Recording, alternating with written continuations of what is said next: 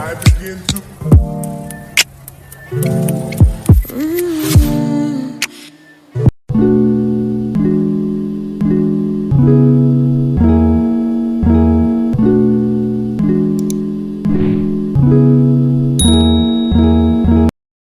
Hey guys, it's me Faiza and welcome back to my channel. If this is your first time stopping by my channel, you're definitely welcome. Today I'm going to be showing you guys exactly how to make these cute scrunchies. This is by far one of the easiest DIYs, and yeah, if you guys want to see exactly how I do it, then just keep on watching.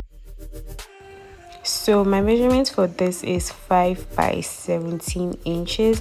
After that, I went in to use my clip to clip my fabric so I can prep it for sewing.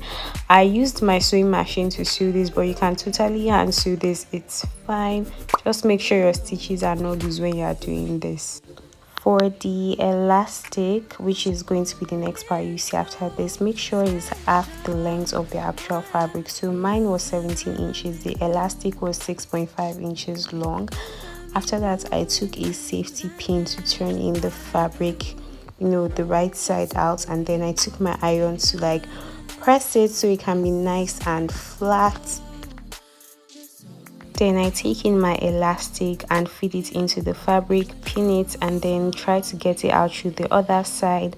And then I take the elastic and sew it in place and secure it. Guys, I am so sorry. I went in to tack it in with pins, but I didn't show you guys when I used a needle and a thread to tack it in place.